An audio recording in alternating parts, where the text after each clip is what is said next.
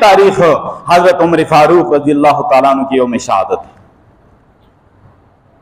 और मैंने आपसे ये बात की कि इस्लाम का हर पहलू देखो, इस्लाम का गुलशन जो है, इसकी अबियारी मुसलमानों ने अपने खून से की है।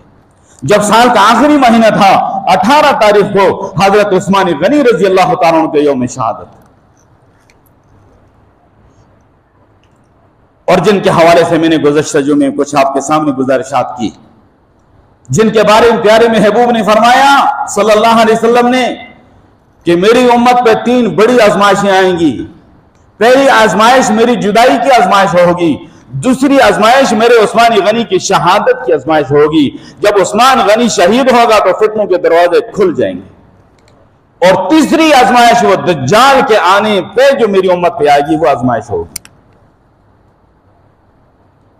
अब साल शुरू हो रहा है, इसकी पहली तारीख भी एक अजीम हस्ती के खून से रंगीन है, जिनको हजरत उमर फारूक रज़ियल्लाहु ताला अन्हु कहा जाता है। आज 21वीं सदी के तरक्की याफ्ता ममालिक जो हैं, वह हजरत उमर फारूक रज़ियल्लाहु ताला अन्हु की उस तरक्की को देखकर, उन कमालात को देखकर उनको हासिल करने की कोशिश कर रहे हैं, और कोशिश कर रहे हैं, हासिल नहीं कर सकते, और क़यामत तक कोई नहीं हासिल कर सकेगा। उन्होंने जो मिसाली हुकूमत और निजाम दिया है, इस्लामी तारीख क्या इंसानी तारीख में उसकी कोई मिसाल पेश नहीं कर सकता, और क़यामत तक इस तरह का निजाम कोई नहीं ला सकता।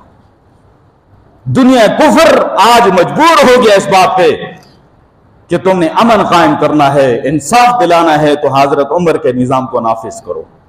यही वजह है कि यूरोपीय ममालिक और तरक्की याफ्ता ममालिक में, ख्वाह वो नॉर्वे है, ख्वाह वो बरतानिया है, ख्वाह दूसरे ममालिक हैं, वहां उमर ला नाफिज है, और जहां उमर ला नाफिज है वहां पर अमन कायम है। और बच्चे की पैदाइश पे जो वजीफा ये जारी कर रहे हैं, ये हजरत उमर रज़ियल्लाहु ताला अन्हु ने इसकी बुनियाद डाली थी कि बच्चा पैदा होता ही उसका वजीफा जारी हो जाए। इसे ज़िमनन बात आ गई कि दोस्त मेरे लंदन में 6 बेटे बच्चे माशाल्लाह, तो बेचारे जरा डैमेज माजूर भी हैं, फरमाने लगे कि मुझे इन 6 बच्चों को जो वजीफा मिलता है, मुझे कुछ भी नहीं करना पड़ता, मैं उसको नहीं खत्म कर सकता। ये उमर ला है। काश के ये निजाम यहां भी राइज हो, यहां भी इंसाफ मिले। वो हजरत उमर फारूक रज़ियल्लाहु ताला अन्हु कि प्यारे महबूब सल्लल्लाहु अलैहि वसल्लम ने एक मकाम पे बैतुल्लाह शरीफ के सामने एक मरतबा मकाम इब्राहिम के सामने खड़े होकर दुआ की, अल्लाहुम्मा अइज़्ज़ल इस्लाम बिउमर इब्निल खत्ताब औ बिअमर इब्ने हश्शाम। ए अल्लाह, इस्लाम को गलबा और इज्जत अता फरमा दे उमर इब्ने खत्ताब के जरिए से, या अमर इब्ने हश्शाम अबू जहल के जरिए से। अल्लाह ने प्यारे महबूब की दुआ को कबूल फरमाया। अल्लाह को हजरत उमर की जुर्रत पसंद थी, गैरत पसंद थी। अल्लाह ने उमर को चुन लिया। अबू जहल की मालदारी, सरदारी अल्लाह को पसंद नहीं आई, और हजरत उमर के ईमानी गैरत का जो जज्बा था, उनकी जो जुर्रत थी, उसको अल्लाह ने पसंद किया और उमर को कबूल कर लिया। कुफार ने बड़ी मीटिंग की, मोहम्मद सल्लल्लाहु अलैहि वसल्लम का दीन फैल रहा है, साथियों में इजाफा हो रहा है, और इसका मुकम्मल तौर पे कोई ऐसा आदमी हो कि उसका खात्मा कर दे, ताकि हम हमेशा के लिए इस शर से बच जाए माज़अल्लाह। हजरत उमर ने तलवार खींची, खड़ा हो गया। सारों ने कहा, यह काम तू ही कर सकता है। बड़े गुस्से से जा रहे हैं, रास्ते में एक साहबी मिले, कहा कि आज मिजाज कुछ बदला बदला है, क्या बात है? कहा कि इस्लाम के दाई को खत्म करने जा रहा हूं। कहा कि तू जज्बात में बहुत बह चुका है, पहले अपने घर की खबर ले ले। तेरी बहन मुसलमान हो चुकी है, तेरा बिनहोई मुसलमान हो चुका है।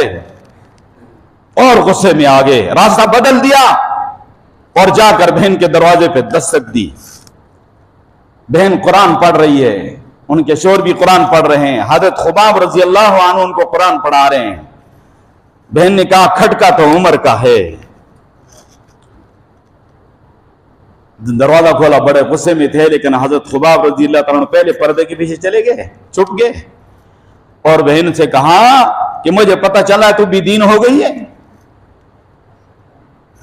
क्या पढ़ रही थी तू बेदीन हो गई और मारना शुरू कर दिए। बहनों ही आ गया तो उनको भी मारना शुरू कर दिया।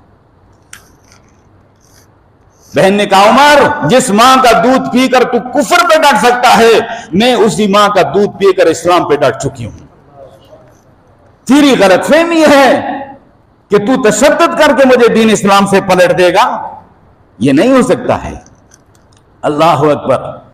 बहन बोली उमर अगर हमको तू मार ही डाले, बहन बोली उमर अगर हमको तू मार ही डाले, शकंजों में कसे या बोटियां कुत्तों से नचवा ले, मगर हम अपने दीन हक से हरगिज फिर नहीं सकते, मगर हम अपने दीन हक से हरगिज फिर नहीं सकते, बुलंदी मारिफत की मिल गई है गिर नहीं सकते।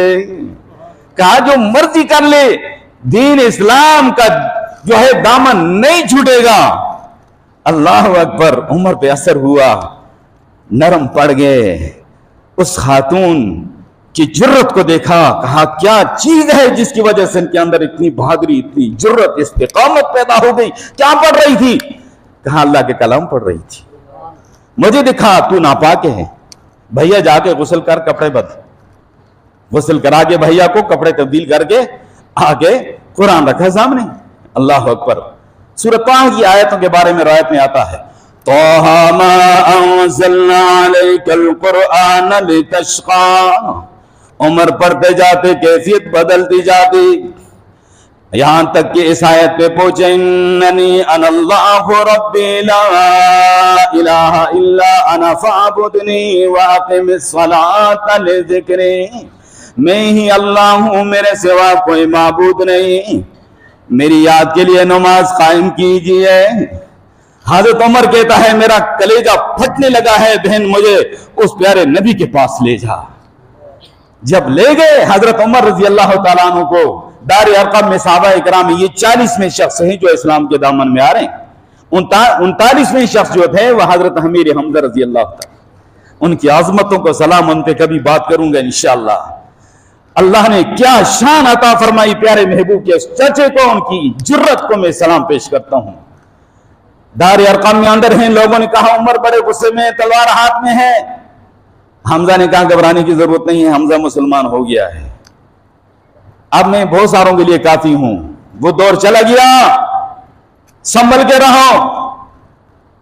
किसी ने बड़ा अच्छा नक्शा खींचा, कहा हमजा ने लाओ जिस तरह आता है आने दो, उसे अंदर बुलाओ जिस तरह आता है आने दो।